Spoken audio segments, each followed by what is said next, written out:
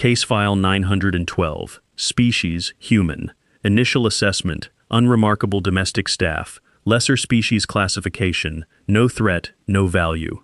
Final assessment, sealed, pending the end of this record. There is a saying among the archivists who keep these files, older than most of the empires we have outlived. Blood tells you where a creature came from. Only staying tells you what it is. The Veyari Crystal Court believed, as all great courts believe, that worth could be measured. They measured it in steps of light from the throne, in the length of a mantle's train, in the number of doors a name could open. They had measured everything in their long and shining history except the one thing standing quietly at the edge of the room. This is the story of the day the galaxy learned that blood decides nothing, and staying decides everything. The Hall of Measured Light was built to make everyone in it feel precisely as small as they were supposed to feel. It ran 900 steps from the great doors to the radiant seat, and every one of those steps was counted, named, and owned. The Veyari did not need to ask a stranger's rank. They simply watched where the stranger was allowed to stop walking. The first houses stopped at 5 steps, close enough to see the light pool in the Queen's crown membrane. The second houses stopped at 12, ministers at 20. Petitioners knelt at 60 and were grateful. The floor itself enforced the law. Veins of living crystal beneath the surface brightened under sanctioned feet and dimmed, coldly, deliberately, under feet that had wandered past their worth. A Veyari noble would sooner starve in the antechamber than stand one step below a rival line. 200 years ago, the histories said, Lord Ashkaran had done exactly that, folding his arms in the doorway for 11 days rather than accept a place behind House Marudai. They still sang about it. The Veyari found it noble. Marcus Vale, who had watched a man die once because pride kept him from calling for help, found it something else, and kept the finding to himself. He came into the hall that morning the way he came into it every morning, through the servants' ark, along the dim outer wall where the crystal never bothered to light, carrying a lesson case in one hand and the day's schedule in the other. He was a compact, gray-eyed man in the plain slate coat the court issued to unranked staff, and he moved through the glittering crowd the way water moves around stones, touching nothing, disturbing nothing, seen by no one who mattered, which suited him. Being unseen was a kind of freedom. Being unseen meant no one noticed that his path along the outer wall, morning after morning, always kept him within a hard sprint of the small figure at the heart of all that light. Lyriel, daughter of the Radiance, heir to the Crystal Court, stood at her mother's side at rehearsal position, 7 years old by human count, her child's train barely a hand's length, her small face arranged in the formal blankness the court had already begun to teach her. From across the hall she found him without appearing to look, the way she always did, and one of her 4 fingers lifted, briefly, from her side. It was nothing. It was the entire day. The law placed the human at the edge of the light during any formal assembly. 40 steps from the air, no closer, by written edict on pain of expulsion, a lesser species did not stand in the radiance of the blood royal. 40 steps, the law said, and for 6 years, Marcus Vale had counted every one of them. The lesson chamber was the one room in the palace where the light was allowed to be ordinary. It sat high in the eastern spire, all worn shelves and star charts, and it belonged, in every way that mattered, to the 2 people in it. You're doing the thing, Lyriel said, not looking up from her glyph tablet. What thing? The rope thing. Marcus looked down. His thumb had found the cord on his left wrist without asking his permission, a frayed loop of braided gray fiber, turning it in slow circles. 2 seconds, maybe 3. He hadn't known he was doing it. He never knew he was doing it. He set his hand flat on the table. Your glyphs are drifting again, he said. 3rd column. The 3rd column is boring. But she bent to it, tongue-tip pressed between her lips in fierce concentration, and the crystal stylus scratched and looped. He watched her work, watched the door too, from the corner of his eye, the way he watched every door, an old habit from an old life, standing where he always stood, at the angle between the child and the way in. He had never once chosen the position. His body simply went there, the way other bodies went toward chairs. She finished the column, and it was good. And he told her so, plainly, because he had learned that praise from him was worth more to her undiluted. She glowed at it in the literal Veyari way, faint gold rising along her crown membrane, then dimmed just as fast. Marcus. She was drawing small circles on the table's edge. The accession rite. Mother says the whole court will be watching. All 900 steps of them. They will. What if I get it wrong? He crouched, slowly, until his gray eyes were level with her gold ones. When he spoke, his voice came out lower and slower than before, the way it always did when it mattered, a voice like a hand on the shoulder. Then you'll get it wrong in front of people who got it wrong themselves, once and lived. And I'll be there. At the edge, she said. 40 steps. 40 steps, he agreed, is not very far. She looked at him the way children look when they are deciding whether an adult is lying, that long, unblinking audit that no diplomat can survive, and found whatever she needed to find. She went back to her glyphs. He rose, knees quietly protesting, and took up his post by the shelves, and the afternoon light moved slow across the star charts, and it was, though neither of them said so, happiness. She had never once asked him why he stayed, because children never ask the sun why it rises. Chancellor Orvex, keeper of the precedents, had held his office for 60 years, and in those 60 years he had never raised his voice, because he had never needed to. His weapon was the list, names in their order, steps in their allotment. He carried the whole invisible architecture of the court in his head, and when he adjusted it, careers ended quietly in the space between two lines. He convened the accession council in the Chamber of Records, and Marcus was summoned to stand in it, which should have been his first warning, because unranked staff were never summoned anywhere. They were fetched. The season of the accession is upon us, Thal said to the assembled ministers, silken, unhurried, his long hands arranging documents that were already arranged.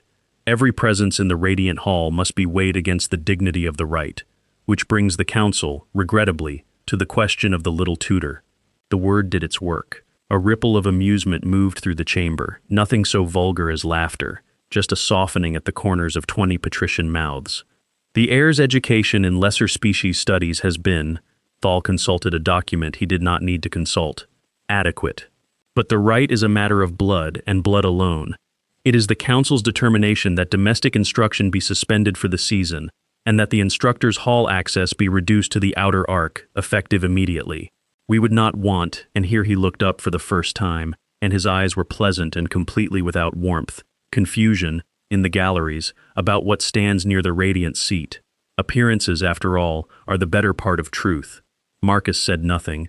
There was nothing to say that would help her, and he had long ago stopped spending words on anything else. He stood in the plain slate coat with his hands loose at his sides while the ministers examined him with the mild interest they might give a piece of furniture that had wandered in from a poorer room, and he let them look, and his thumb found the frayed cord at his wrist, one slow turn, and stopped. Nothing to say? Thal asked, gently, the gentleness of a man giving a beggar time to drop his eyes. No, of course not. It understands its steps, at least. Would that all our lords did the same. A pause, perfectly measured. Dismissed. Marcus bowed the exact regulation depth, no more, no less, turned, and walked the long polished floor toward the doors, and behind him someone murmured something he didn't catch, and someone else exhaled through delicate nostrils, and the sound spread down the chamber like wind through dry reeds. The court laughed, the way courts do, quietly, and all at once. It was Thal's aide, a narrow, diligent creature named Vesic, who first put words to the strangeness, some days later, in the Chancellor's private study. There is a habit, keeper, the humans. I have now observed it 11 times. Vesic laid a thin report on the desk. At every meal the heir takes outside the royal table, every tray, every cup that passes to her, the human touches it first. A fragment of the bread, a sip from the rim, always first, always small, always before her hand reaches it. The kitchen staff say he has done it for years. They say he does it even with fruit he himself carried from the stores. Thal turned the report with one long finger, unimpressed. It eats from her plate. It tastes, keeper, and then waits. The staff timed it once for a wager. He counts something. Perhaps 30 of their heartbeats. Then he gives her the cup. A scavenger's habit, Thal said. The species evolved short of resources. It takes what passes within reach. You have watched a lesser creature skim the heir's table for 11 meals, and brought me a report about it. He slid the page into a drawer of similar pages, the vast sediment of a life spent recording other lives. Still, the drawer paused, half closed. 60 years of lists had given Orvexthal one gift he did not know he possessed, the faint, cold itch of a pattern that did not fit its label. A greedy creature ate the best piece. This one ate first, ate small and waited. Still, he said again, and drew the page back out, and beside the human's name, in the precise archival hand that had ended better careers than the court would ever count, the Chancellor wrote a single word beside the human's name, and the word was watch.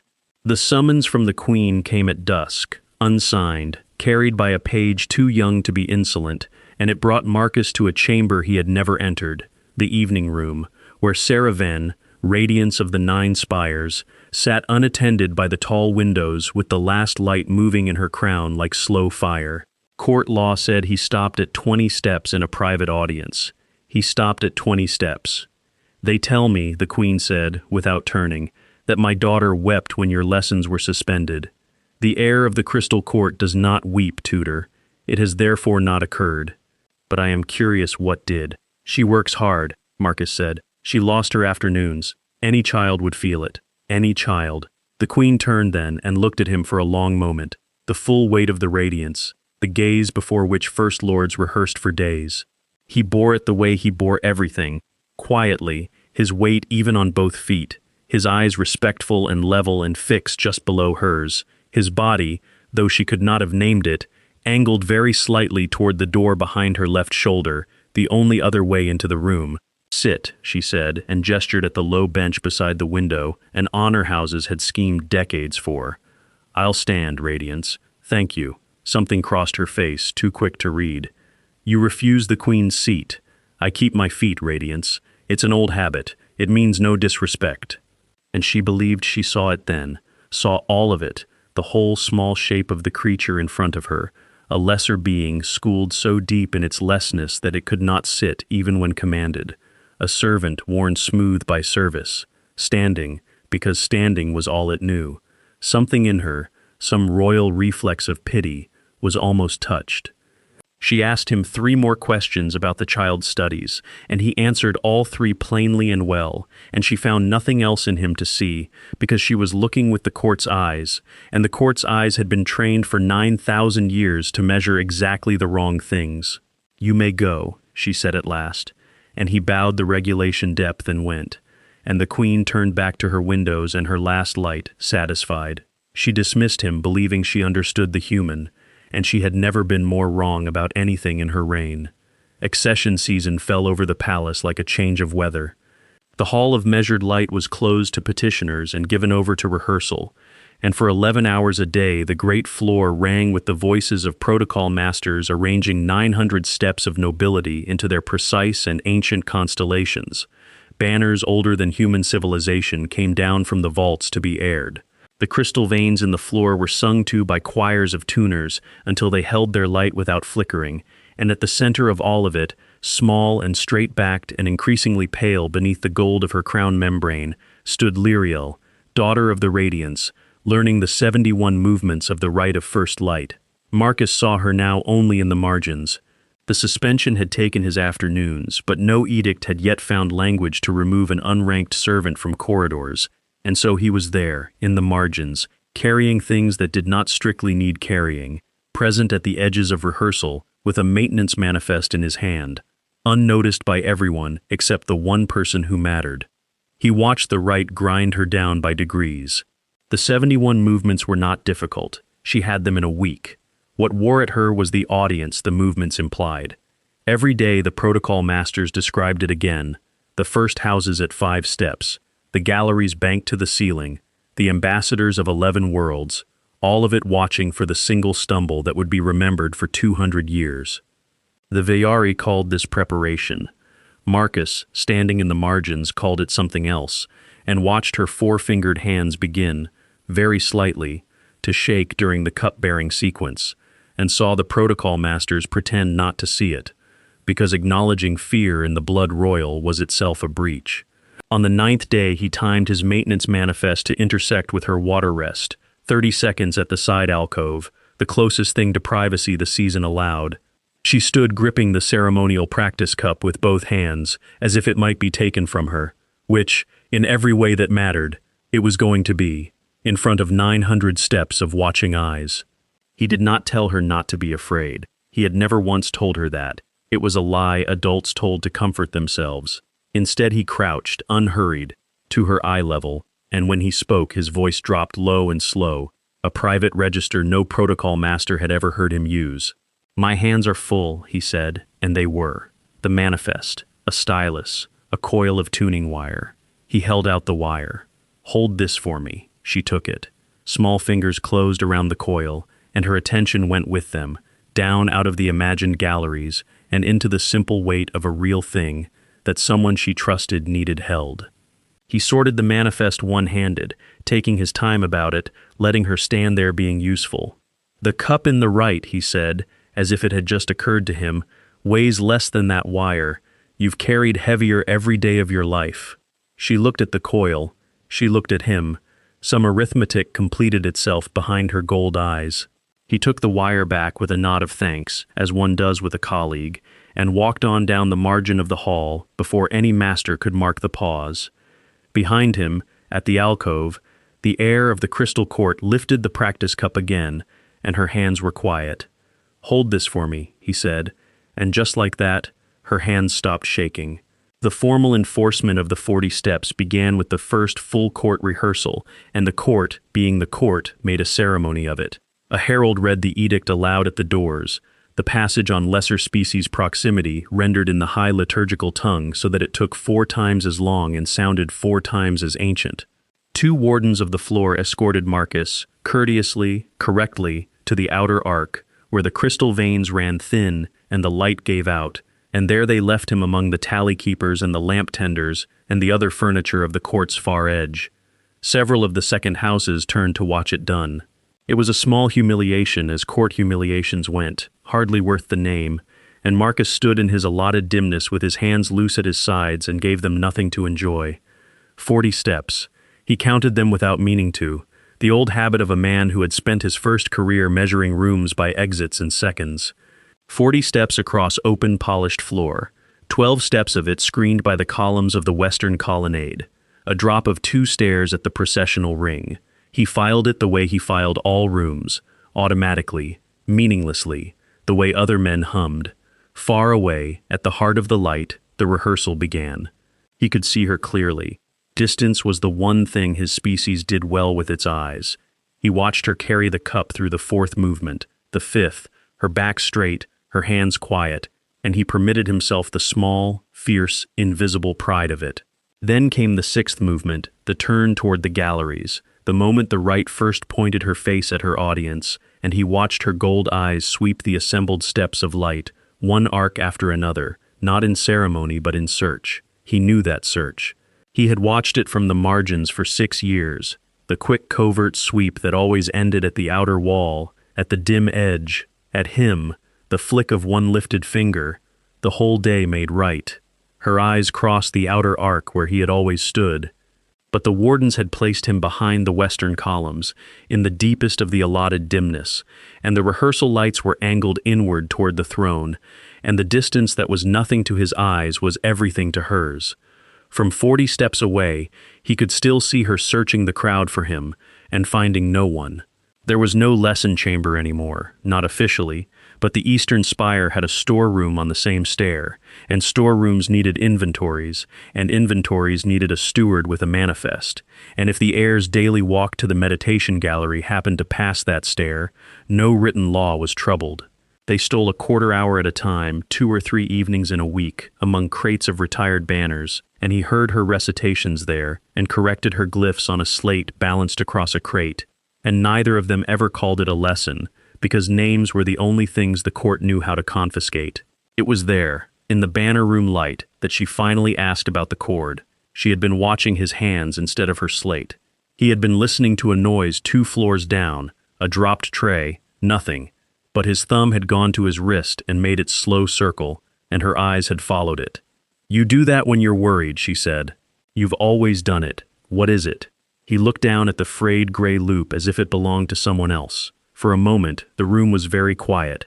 just the settling of old banners and the far hum of the spire lifts. "It's a knot," he said. "I know it's a knot, the withering patience of the young. It's a terrible knot. It's all frayed and the ends don't tuck. Even the dock hands tie better than that. Why do you keep a badly tied knot?" Something moved through his face, some weather too old and too quick for her to read, there and gone. He turned the cord once around his wrist, deliberately now, and when he answered, his voice had gone to the low, slow register, though nothing in the room was wrong, because of who tied it. Who tied it? Below them, the stair door sounded. The heir's escort. Come early. Calling her name up the stairwell with the particular boredom of guards who did not know they were interrupting anything, because officially there was nothing to interrupt. Lyriel gathered her slate, made the face of a child cheated of an answer, and stood. At the door she turned back, because she always turned back. "You didn't say who." "No," he agreed, "I didn't." "Is it because the ends don't tuck? You could retie it properly." "It would hold better." "It holds fine."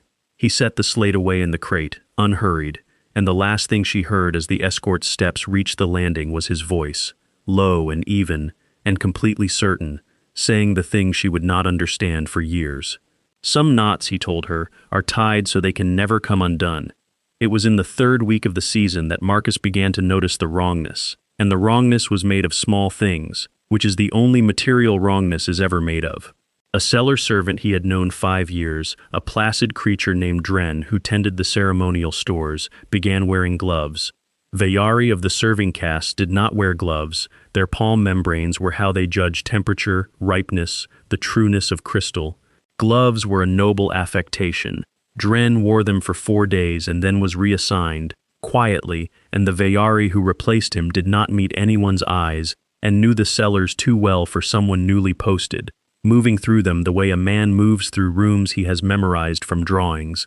Then there was the cask. The rite of first light ended with the heir drinking from the cup of accession, drawn from a single ceremonial cask of sun wine, laid down on the day of her birth, and that cask had been sealed under triple wax in the deep stores for 7 years.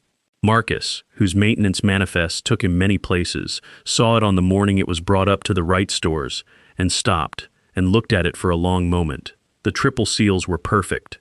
They were, in fact, slightly too perfect. The wax bright, unbloomed, uncrazed, without the fine gray dust lace that 7 years in the deep stores laid over everything, wax that was either miraculous or new.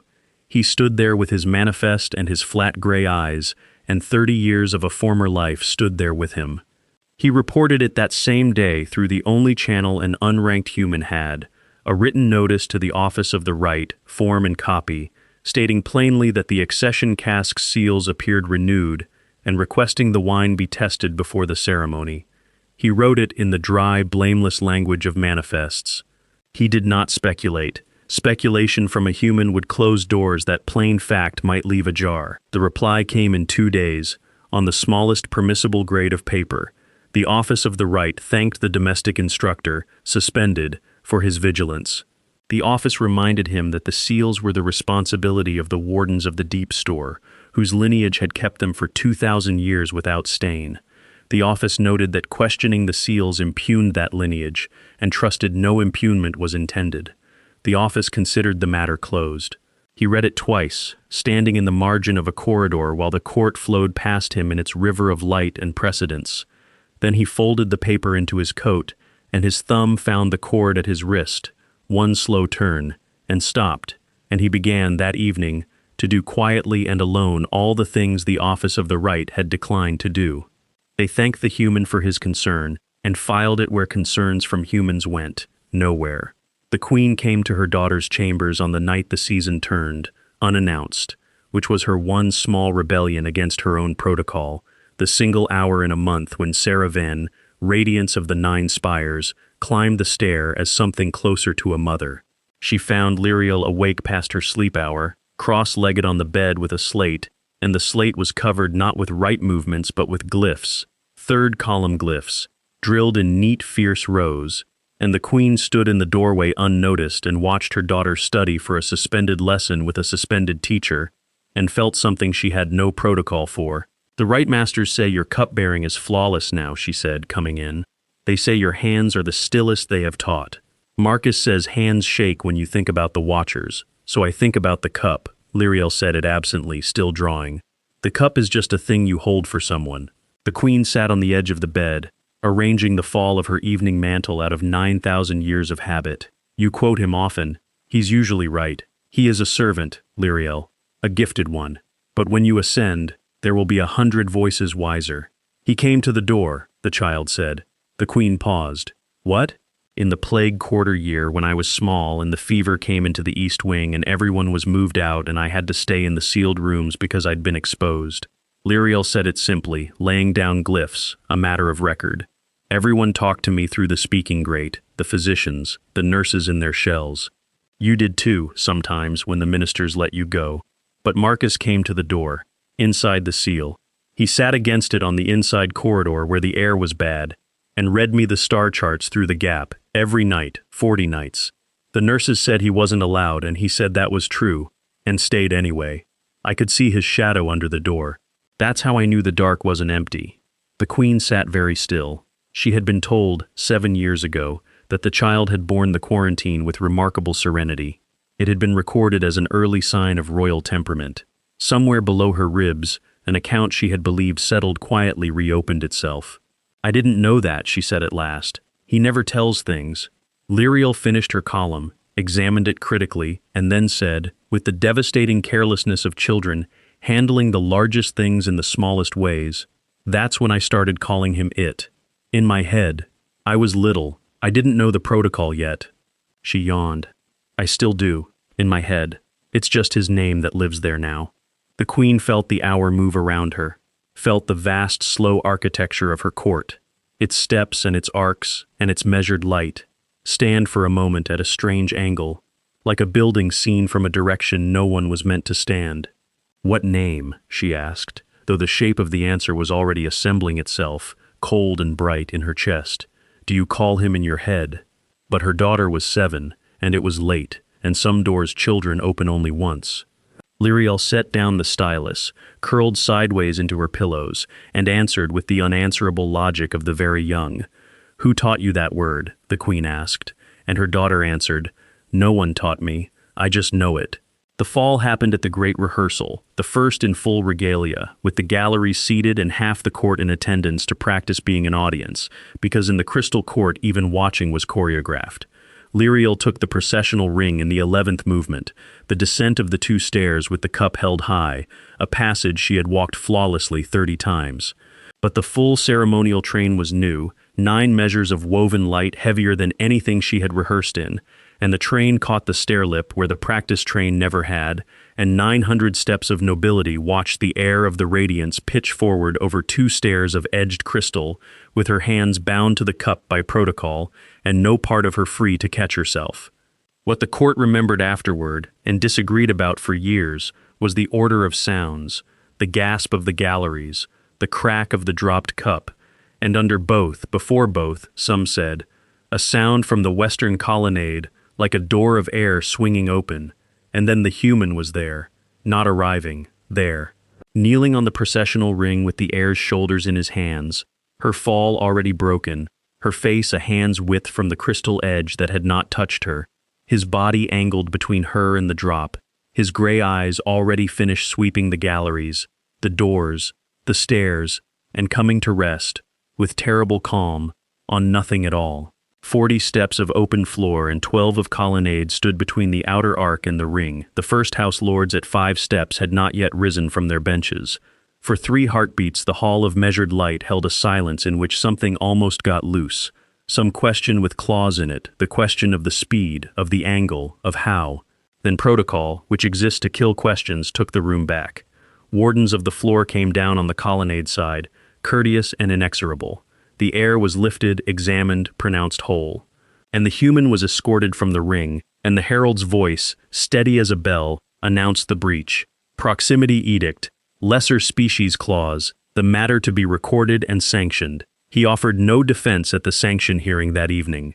He stood in the plain slate coat in the chamber of records while the offense was read, and agreed that he had crossed the 40 steps, and accepted the doubled restriction, the withdrawal of corridor liberty, the formal censure entered beside his name in the great lists, all of it, in the flat voice of a man signing for a delivery. Chancellor Thal watched him throughout with eyes gone narrow and thoughtful, the word from the drawer, watch, turning over and over behind them like a key that had found the first tumbler of its lock. It was recorded. It was sanctioned. It was, the court agreed, gracefully handled and correctly closed. They punished him for crossing the distance, and no one asked how he had crossed it so fast. The order stripping him came 3 days before the rite, and it came, of course, from the Office of the Precedents, in the Chancellor's own archival hand. It was a masterpiece of its kind. It did not accuse, it regretted. In view of the recorded breach, in view of the sensitivities of 11 ambassadors, in view of the dignity of a rite 2,000 years unbroken, the title of instructor to the Radiant Line was, with gratitude for services rendered, dissolved. The human would retain domestic employment, the order was careful to note, for the Crystal Court was not cruel. He would attend the accession itself in the station of General Staff, at the farthest arc, behind the lamp tenders, at the very rim of the measured light, 100 steps from the radiant seat, where his presence could confuse no one about anything. He received it in the banner room, alone, in the light where she used to do her glyphs. He read it once. Outside, far below, the tuning choirs were singing the floor of the great hall to its full brightness for the rite, and the sound came up through the stone, a note too deep to hear that you felt in your teeth. Those who saw Marcus Vale in the days that followed, and later, when everything was known, many claimed to have seen him, described the same thing, a man gone quiet even by his own gray standard. He performed his reduced duties precisely. He ate alone. He spoke when addressed. The court, watching from its steps of light, read the story it had always known how to read, the lesser creature, corrected at last, subsiding into its nature. Vesic reported to the Chancellor that the human spent his evenings in the general stores. At inventory, which was after all his station now, the report was accurate.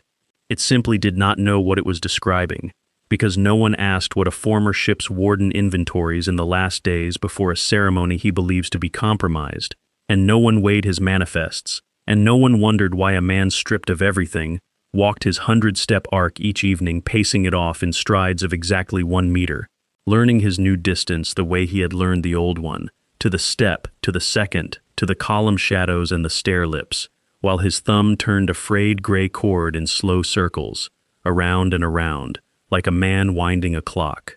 On the eve of the accession, the court saw him take his post at the rim of the light during the final procession review. Among the lamp tenders, behind them, a small gray figure at the edge of all that radiance, and those who noticed him at all noticed with approval that he no longer even looked toward the throne. The human bowed, took his place at the edge of the light, and the court mistook stillness for surrender one last time. The accession of Lyriel, daughter of the Radiance, began at the first true light of morning, when the eastern wall of the Hall of Measured Light was unshuttered, and the sun of the 9 spires came down the 900 steps like a tide. The galleries were banked to the ceiling. 11 ambassadors stood at their appointed arcs. The first houses burned at 5 steps in their full regalia, trains of woven light pooling behind them by the measure of their blood, and at the heart of it all, small and straight and still, the air walked the 71 movements of the rite of first light without a flaw. Her hands were quiet on the cup. The cup is just a thing you hold for someone. At the farthest arc, 100 steps out, behind the lamp tenders, a gray figure in a plain coat stood with his weight even on both feet and did not appear to watch anything at all. He had tasted nothing today. That was the wrongness that had kept him awake through the night. The cup of accession was the one vessel in the palace no servant could reach, drawn and sealed at the altar by the wardens of the deep store themselves, carried the last 40 steps by the Chancellor's own office. Every safeguard the court possessed pointed at that cup, so did every instinct he owned. The 68th movement. The wine came up from the altar in its crystal ewer, poured by a warden whose gloves, at 100 steps, only one pair of eyes in the hall was positioned low enough and trained hard enough to find strange. The 69th movement, the Chancellor's office bore the cup to the dais. The 70th, the Queen spoke the words of the line unbroken, and her daughter raised the cup, and 900 steps of nobility drew breath, for the moment 2,000 years had rehearsed. And at the rim of the light, Marcus Vale watched a bead of the sunwine run down the crystal from the pore and fall to the dais stone, and saw what 7 years of a former life had taught a warden to see on the deck of a poisoned ship. The drop struck the stone and did not bead. It crawled. Sunwine was thick with light and sugar. It stood proud on crystal. This drop went flat and faintly gray at its edge. Oil flat, wrong flat, and somewhere in his chest a door he had kept closed for 6 years swung all the way open. She lifted the cup toward her lips. Those in the galleries told it afterward in 100 versions, and every version disagreed on everything except this, that no one saw the human begin to move. The lamp tenders at the farthest arc saw only a coat left standing empty of its man, or so they swore. The second houses heard the sound first, a bare footfall rhythm too fast to count, and turned to see something gray already through the colonnade, already past the 60-step arc, moving low and level and terribly quiet, no shout, no cry, spending breath on nothing but speed. The wardens of the floor were mid-turn when he passed them. The first house lords at 5 steps had not risen. The queen had not finished turning her head. He took the last 2 stairs of the processional ring in one stride, and then, with the whole hall's horror breaking over him like surf, he did the unthinkable gently. One hand closed the cup away from the child's mouth. The other took her shoulder, turned her from it, put his body between her and the dais, between her and the doors, between her and everything, the old angle, the only angle he had ever stood at. And in the ringing crystal silence before the guards' blades cleared their sheaths, the court heard the lesser creature speak, low and slow, to the air of the radiance. "It's all right. Hold this for me," and saw him fold her small hands around the frayed gray cord from his wrist. Then he raised the cup, and in front of the queen, the chancellor, 11 ambassadors, and every step of measured light, he drank from it. 30 heartbeats. The kitchen staff had timed the habit once, for a wager. He counted them now with his eyes open, and the hall watched a human stand motionless at the center of the world with poison declaring itself along his tongue in the taste he had prayed for 6 years never to find. Bitter root and metal and cold, threnody venom, slow, paralytic, certain for Vayari, merely terrible for the species whose ugly redundant liver the court's physicians had once catalogued with faint distaste. "Physician," he said into the silence, in the voice that never rose, "the wine is dressed with threnody, the air has not touched it. The vial in my left coat pocket is the counter-agent, prepared and sealed. Your college will find the formulation sound. I'll want it in about a minute," and then, because the guards had reached him at last, blades bright, he set the cup down carefully on the dais stone, out of reach of the child, and put his hands out from his body, open, slow, harmless. "Mind the wine," he told them, almost kindly. "Don't spill it on her." The rest broke over the hall in waves. The warden with the gloves ran, and was taken at the western doors, and it was Marcus's voice, thickening now but level, that said, "Take him alive." And the guards, obeying they knew not why or whom, took him alive. The physicians came at a run. The queen was already there, protocol shed on the dais steps like a dropped mantle, her daughter gathered against her, and the court that had never once seen its radiance kneel, watched her kneel now, beside a gray-eyed human sitting down at last, quite suddenly, on the dais of the crystal throne, as the venom priced out his legs. "Why?" she said, and the ceremonial cadence was gone. It was plain speech, cracked open. "You knew. You drank it. Why?" "Had to be sure," he managed, "before I frightened her with it." His hand was searching, weakly, sideways. Where? She was already there. Lyriel, who had not made a sound, who had watched the whole of it with her gold eyes enormous and her small fists white around a frayed gray cord, came under her mother's arm and took his searching hand and pressed the cord into it, and held it, and held on. The counter-agent went in, the physicians worked, and the heir of the crystal court, 7 years old, kneeling on the dais with her hands wrapped around a human hand wrapped around a badly tied knot, said the word. Not to the hall, not for the record. She said it the way it lived in her head, where it had lived for years, the word that no one taught her. She leaned her forehead down against his gray temple and said, "Father, stay." It went down the 900 steps like the tide of morning. The first houses heard it at 5 steps, and the ambassadors at their arcs, and the galleries banked to the ceiling, and the lamp tenders at the farthest rim who had watched an empty coat fall. The queen heard it from inside the same embrace. Her vast luminous face bent over both of them, and those near the dais saw the radiance of the 9 spires close her eyes, and the tears that ran down her crown membrane blazed in the first light like everything her court had ever measured, and meant nothing beside the word. And the entire court froze, not at the breach of protocol, but at the discovery that the word was true. Chancellor Orvex Thal did not sleep that night, and this too became part of the record, because the keeper of the precedents spent it in the Chamber of Records with 60 years of his own lists, reading them like a man reading his own confession. The threads once pulled came apart with horrible ease. The warden with the gloves belonged to a cadet line of House Marudai, the same line whose precedent suit Thal had championed 2 seasons past, elevating their access to the deep stores as a counterweight against a rival house, a move on the great board, elegant at the time. The renewed seals on the cask had been possible because of that access, the complaint that might have exposed it, the written notice from a suspended human instructor, plain, factual, correct in every particular, had been filed where concerns from humans went, and the filing clerk had acted on precedence guidelines Thal himself had authored. Every step of the poison's road to the child's lips had been paved with some correctness of his own devising. He sat with the little tutor's censure in front of him, the breach recorded in his own archival hand, the sanction for crossing 40 steps too fast, and beside it, the single word he had written, watch, and understood at last that he had watched everything and seen none of it. He had spent his life measuring distance from the throne, and never once measured what stood inside it. He came to the infirmary wing on the 2nd morning, and it was noted that the keeper of the precedents, who had never in 60 years waited for anything, waited in the corridor until he was admitted. Marcus was sitting up, gray and hollowed but upright, star charts spread over the blanket because a certain visitor's lessons had resumed themselves without anyone's permission. Thal stood at the foot of the bed for a long moment, his long hands, for once, holding nothing. "I have served this court for 60 years, he said finally.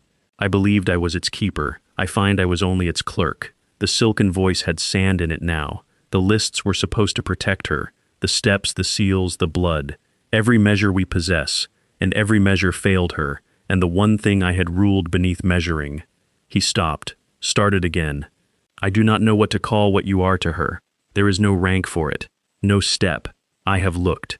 Marcus folded a star chart, unhurried, and when he answered there was no triumph in it anywhere, only the low, plain register of a man saying a true thing to someone who had finally arrived at hearing it. "I never asked to be her father, Chancellor. I just never left." They resumed the lessons in the eastern spire, in the proper chamber this time, restored by an order bearing the Queen's own seal, though the 2 people in the room privately preferred the banner room, and occasionally, on principle, still used it. Lyriel caught him watching her work one afternoon, his thumb making its slow circles at his bare wrist, circling a chord that was not there, and she stopped mid-glyph. "You kept it," she said. "All those years. It was mine, wasn't it? I made it." Her eyes had gone wide with the archaeology of it. "In the sealed rooms, the fever year. I pushed it under the door for you, so your shadow would have something. I was 5. It's a terrible knot. It's the best knot I own," he said, and she looked at him for a long moment, and did not laugh, and went back to her glyphs, and glowed. It was the Queen who returned it. She came at dusk, unannounced, to the lesson chamber, carrying the cord herself, recovered from the physicians and cleaned of everything except its history, and she did not summon him to 20 steps. She crossed the room to him, and when he stood, as he always stood, she looked at this human who had refused her bench, her honors, and her assumptions, and said in plain speech, "You have kept your feet in my court for 6 years, Marcus Vale, guarding my daughter. Sit down, I will pour." The heir of the Crystal Court watched, delighted beyond all protocol, as the radiance of the 9 spires drew out a chair with her own hands. For the first time in 6 years, Marcus Vale sat down, and the whole room felt taller for it. Case File 912. Species: Human. Initial Assessment: Unremarkable Domestic Staff. Lesser Species Classification: No Threat, No Value. Final Assessment: Entered by unanimous instruction of the Crystal Court and sealed in their own record before it ever reached ours. Father of the radiant line. Let the steps of light be counted from where he stands. Blood tells you where a creature came from, only staying tells you what it is. The Vayari measured everything, and were saved by the one thing they never measured. And if you walk the hall of measured light today, the guides will show you a small worn place at the farthest arc, kept unpolished by royal decree, where a gray man once stood and counted 40 steps, and then 100, and never once considered leaving. So here is the archive's question for you, keeper of your own small court, who stayed for you when no law required it. And did you ever count the steps they crossed? Tell us below. And if stories of quiet strength are why you're here, join the archive so the next case file finds you. The archive never forgets, neither should you.